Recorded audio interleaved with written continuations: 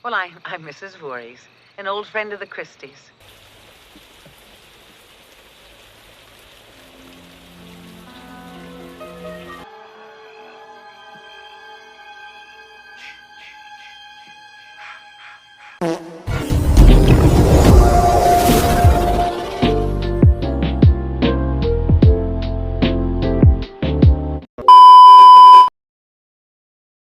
Film diawali dengan menceritakan tahun 1958, di mana kita akan melihat sekelompok barudak yang sedang berang-bereng-brong gembira di sebuah tempat perkemahan bernama Crystal Lake. Mereka adalah konselor yang bertugas untuk memberikan penyuluhan atau konseling barudak-barudak yang berkemah di sana.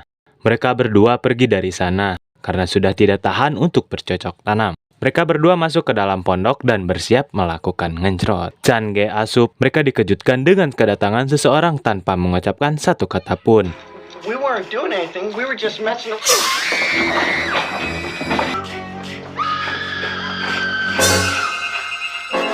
Dan inilah Friday the 13th. Friday the 13th. Adegan berikutnya memperlihatkan 21 tahun kemudian, tepatnya 13 Juni 1979. Di sini kita diperlihatkan seorang wanita yang selalu tersenyum atau orang yang tidak punya beban dalam hidupnya, pinjol pay later 12 bulan ataupun rentenir, intinya nyase hidupnya. Ia bernama Annie. Ia akan pergi ke tempat perkemahan itu sebab ia telah direkrut untuk menjadi konselor di sana. Sekedar info cuy, perkemahan tersebut telah ditutup sejak ada pembunuhan itu. Dan kali ini perkemahan itu baru saja dibuka lagi. Annie yang kebingungan di mana lokasi perkemahan tersebut berada, ia bertanya pada beberapa orang di sana. Spontan orang-orang tersebut terkejut sebab tidak menyangka ternyata perkemahan itu akan dibuka lagi. Mereka sangat takut dengan tempat itu, sampai-sampai tempat perkemahan tersebut dijuluki Camp Blood, atau perkemahan berdarah. Akan tetapi Annie tidak peduli dengan omongan orang-orang itu. Ia kemudian diantar oleh seseorang supir truk minyak yang searah dengan tempat perkemahan tersebut. Pada saat mereka akan pergi, ada seorang pria yang menyuruh Annie agar tidak ke sana. Pria yang bernama Ralph yang dianggap sinting karena suka mabuk-mabukan menambahkan jika Annie ke sana ia tidak akan bisa pulang dan akan mati di sana. Si supir truk menyuruh Annie agar tidak mendengarkannya. Di dalam mobil, si supir yang bernama Enos menceritakan tentang pembunuhan itu dan ada kejadian sekelompok orang yang dibakar. Kemudian pada tahun 1957 ada seorang anak kecil yang tenggelam di danau sana. Enos menyarankan agar Annie membatalkan tujuannya, sebab tempat tersebut dianggap tempat pembawa sial. Annie yang menganggap itu waduk atau bohong, langsung tidak memperdulikan ucapan Enos dan tetap pada tujuannya itu. Eta singkat cerita, Annie diturunkan di pinggir jalan. Karena tempat itu masih jauh, ia memutuskan untuk berjalan kaki. Di sisi lain ada 3 anak muda yang akan menjadi konselor juga di perkemahan itu. Mereka bernama Jack dan memingnya Mercy dan Ned. Mereka sedang menuju tempat perkemahan itu. Sesampainya di sana, mereka bertemu pemilik perkemahan tersebut yang bernama Stephen. Selain Stephen, mereka bertemu dengan 3 orang lain yang juga akan menjadi konselor bernama Alice, Bill, Brenda. Totalnya nantinya ada 7 konselor yang akan bekerja di perkemahan itu. Di sini Stephen menyuruh mereka untuk melakukan pekerjaan, sementara ia akan pergi untuk membeli bahan-bahan bangunan. Perkemahan itu sedang direnovasi sampai beberapa hari ke depan untuk benar-benar dibuka untuk umum. Kembali ke Annie yang berpapasan dengan sebuah mobil lewat di sana, ia meminta tumpangan. Pengendara mobil ini sangat misterius sebab wajahnya tidak diperlihatkan, tidak berbicara sepatah kata pun, dan ia membawa mobil tersebut dengan ngabret atau berkecepatan tinggi. Annie yang dari awal tidak menaruh curiga kepada orang itu, namun ketika mobil itu melewati perkemahan, ia langsung meminta untuk diturunkan. Sialnya orang itu tidak menghiraukan Annie, dan Annie terpaksa melompat dari mobil tersebut. Dengan kondisi kaki yang terpincang-pincang, Annie kemudian berusaha melarikan diri ke dalam hutan. Tapi tiba-tiba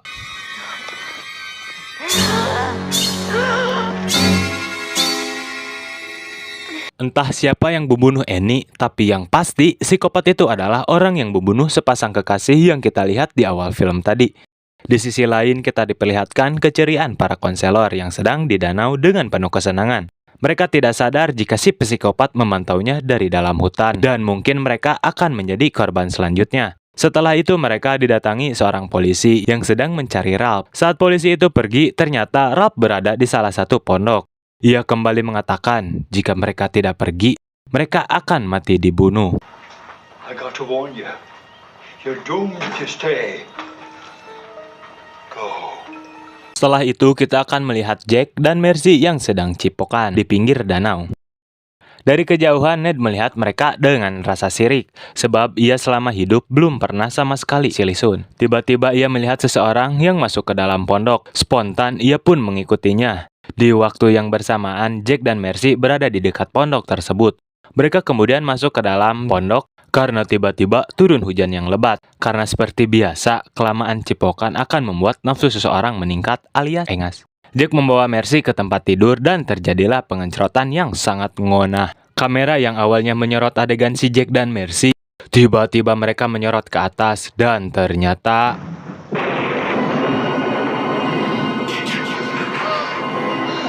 belum selesai dengan kengerian tersebut, si Jack yang baru selesai jinah ditinggal Mercy yang pergi ke WC, tiba-tiba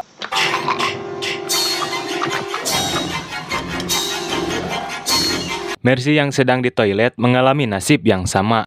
Ia lebih sadis dibunuh dengan cara dikampak tepat di bagian wajahnya.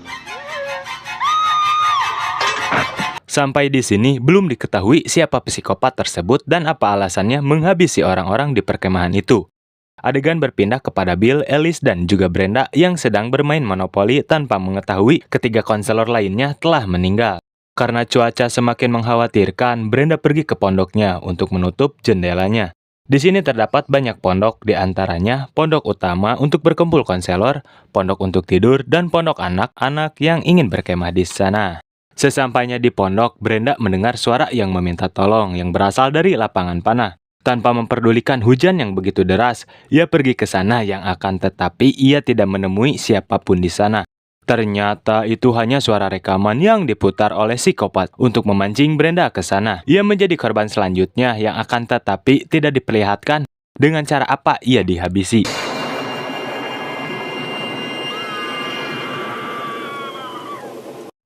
Adegan berpindah kepada Stephen yang mobilnya mogok saat hendak kembali pulang ke perkemahan. Kebetulan ada seorang polisi yang lewat dan ia pun meminta tolong untuk diantar pulang ke perkemahannya. Sesampainya di sana, hal yang tak pernah ia bayangkan terjadi, di mana si psikopat menampakkan dirinya dan langsung menghabisi Stephen. Oh, hi. What are you doing out in this mess? Jika barudak melihat dengan seksama, almarhum Stephen sempat menyapa psikopat tersebut, yang artinya Stephen mengenali psikopat tersebut dan mungkin bukan orang jauh atau masih warga sekitar. Setelah itu adegan berpindah kepada Bill dan Alice yang tidak menyadari jika ada psikopat sedang berkeliaran di sekitaran mereka.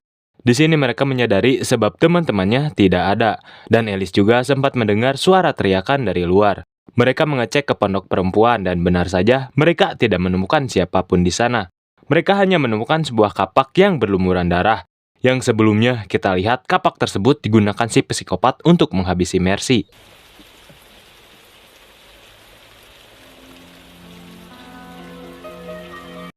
Mereka kebingungan dengan apa yang terjadi sebenarnya. Kemudian mereka memutuskan untuk pergi ke pondok laki-laki. Sesampainya di sana, lagi-lagi mereka tidak menemukan siapapun. Dengan keadaan yang mulai tidak beres, mereka berusaha untuk menghubungi seseorang. Tapi sialnya, kabel telepon telah dipotong oleh si psikopat. Tak kehabisan akal, mereka mencoba untuk kabur dengan mengendarai mobil. Tapi lagi-lagi mobil tersebut telah disabotase, sehingga mobil tersebut tidak bisa dihidupkan. Tak tahu lagi harus berbuat apa, mereka pun terpaksa kembali ke pondok dan menunggu sampai besok untuk meminta bantuan. Tak hanya merusak telepon dan mensabotase mobil, psikopat juga merusak mesin genset. Bill kemudian memperbaiki genset tersebut, sementara Alice menunggu di pondok. Alice yang mulai panik sebab Bill sudah pergi cukup lama, ia kemudian pergi menyusul Bill dan betapa terkejutnya dia setelah melihat Bill mati dengan sangat mengerikan, melebihi korban-korban sebelumnya, leher yang digorok, mata leher pusar dipanah, dan memaku badannya di sebuah pintu.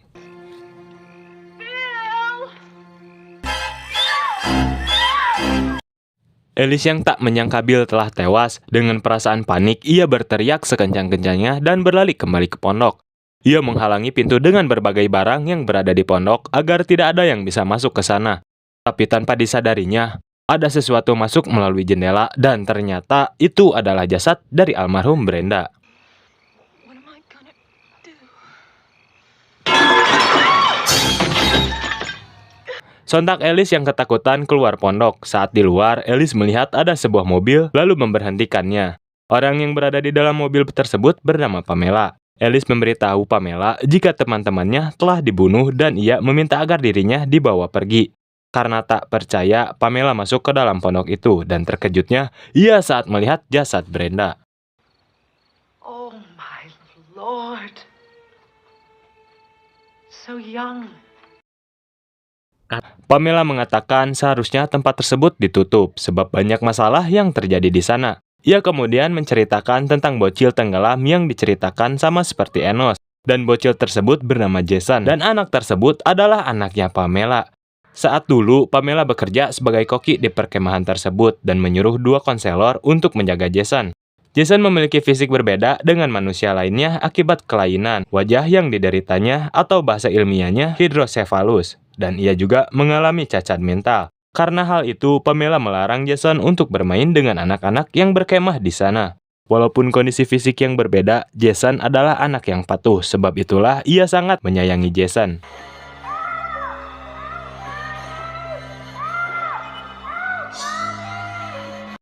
Sebelum terjadi kejadian tenggelamnya Jason, 2 konselor yang seharusnya menjaga Jason malah melakukan entot-entotan. Mereka tidak peduli pada Jason, padahal anak itu harus berada dalam pengawasan setiap saat. Setelah menceritakan semuanya, Pamela mengeluarkan pisau dan menyalahkan Alice atas kematian putranya. Ternyata yang sedari awal meneror dan membunuh para konselor adalah Pamela. Ia belum rela dengan kematian anaknya dan membalaskan dendam dengan membunuh siapapun yang berada di perkemahan tersebut, terutama para konselor. You let him drown. You never paid any attention. Beruntungnya Alice bisa melawan dan memukul Pamela hingga pingsan. Ia mencoba kabur menggunakan mobil. Pamela yang akan tetapi di dalam mobil tersebut sudah ada jasad dari Annie.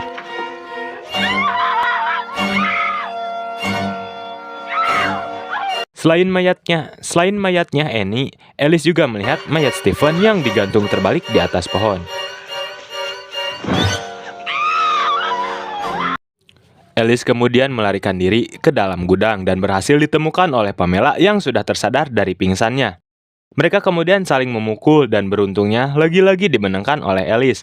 Alice kemudian masuk ke salah satu pondok dan kemudian mereka kembali bertarung karena Pamela yang sudah tua tidak cukup lincah, ia kembali kalah. Kemudian Alice pergi ke danau dan mereka kembali bertarung. Terus begini sampai mereka bertarung di Garut. Di pertarungan ini Alice berhasil lepas dari cengkraman Pamela. Lalu ia mengambil bedok dan langsung menebas kepala Pamela sampai terputus.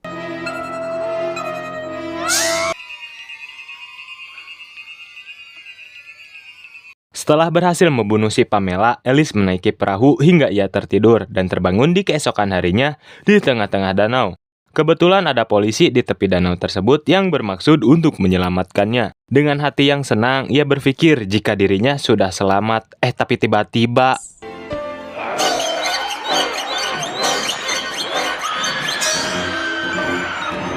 Beruntungnya ini semua hanyalah mimpi, namun kapal yang dinaikinya memang terbalik di danau tersebut. Sebelum tenggelam, para polisi tersebut menyelamatkan Alice dan membawanya ke rumah sakit. Tapi Alice berpikir jika kejadian tersebut sangat nyata baginya. Ia kemudian bertanya kepada para polisi tersebut tentang Jason. Akan tetapi polisi menjawab bahwa tidak ada anak kecil di sana. Alice yang kebingungan mengatakan jika Jason masih berada di dalam danau tersebut. Then he's still there. Eta tamat. Plot film yang sederhana yang akan tetapi berhasil membuat para penonton takut saat melihat serangkaian pembunuhan yang sangat brutal. Ditambah dengan musik klasik yang sangat mencekam.